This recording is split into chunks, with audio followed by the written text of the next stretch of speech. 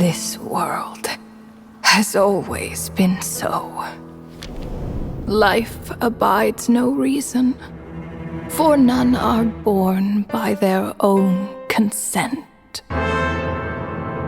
Death abides no reason, for it cannot be defied, even by those who see it coming. Time abides no reason, for it deprives us all equally, yet brooks not a second to be reclaimed. Space abides no reason.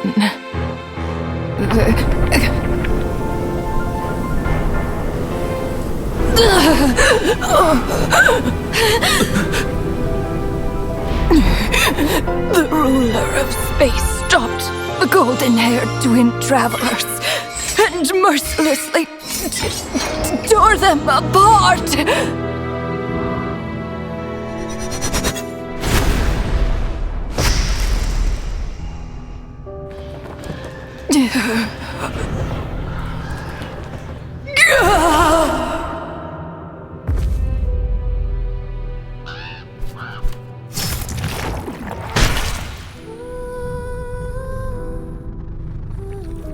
The beer... No. This looks more like Rhine-daughter's doing. Please don't litter other people's spaces with your bizarre creations. Unsurprisingly, all life here has been rendered unstable, tainted by the ruler of space. I have seen enough to know that repeating this experiment would be fruitless.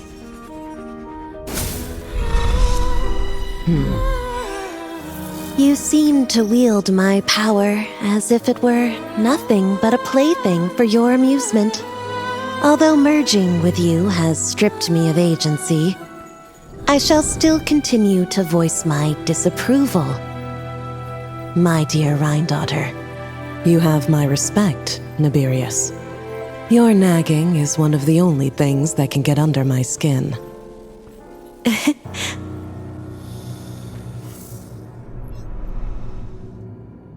And you, Istaroth? Why did you bestow history upon them? I had to find some way to pass the time, did I not?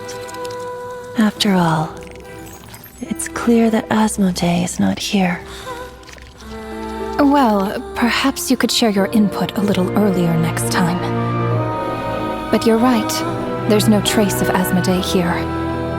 Where has she gone? Anyway, it's time I put this space out of its misery.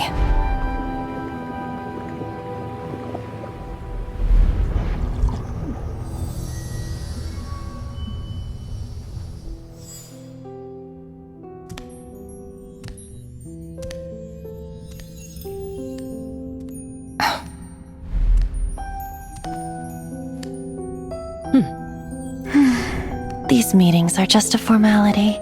Does it really matter that only 3 of us are here? I, for one, think that we should find her.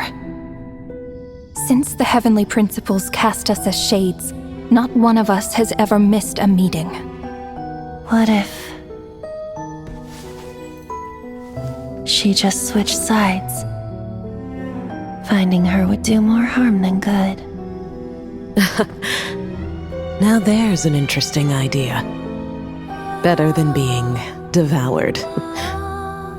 Just switched sides? You make it sound like such a trivial affair. We are shades, shadows of the heavenly principles. It's unthinkable. Unless she loves her new master more than her own self. Renova, do you know that you're being watched? By whom? Whose gaze could pierce this far?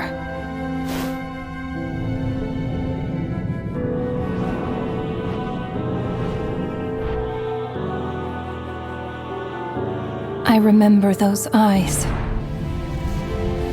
It was just before I placed the curse of immortality.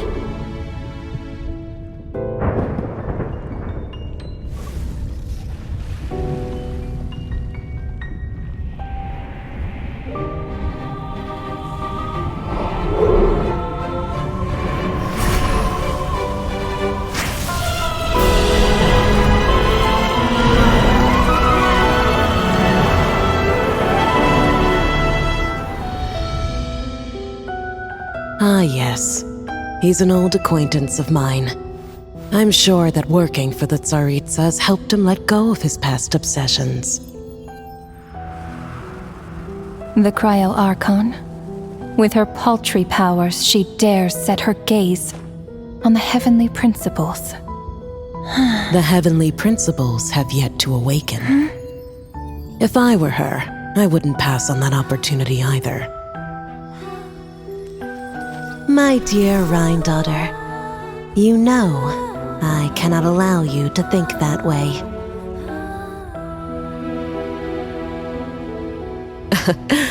It was purely hypothetical, Nibirius. For lack of a direct order, I say it's time we intervened. Of course, to the extent permitted by the rules.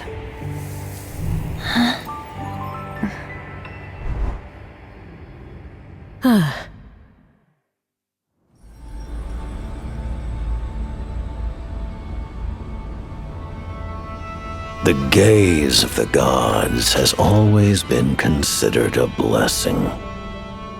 Hence the origin and meaning of visions.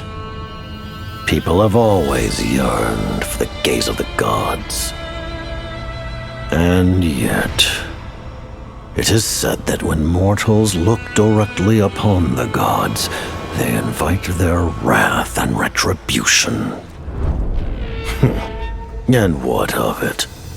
Lives will be lost, a nation brought to ruins. So be it. It is nothing I have not endured before.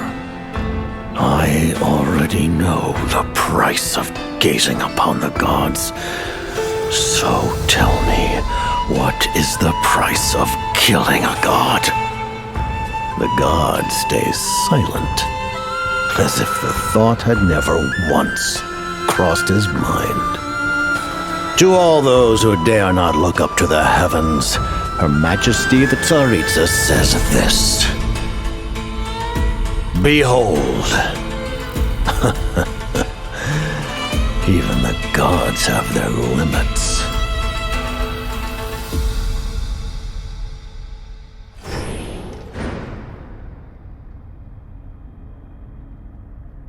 Inspection over. Return to your posts.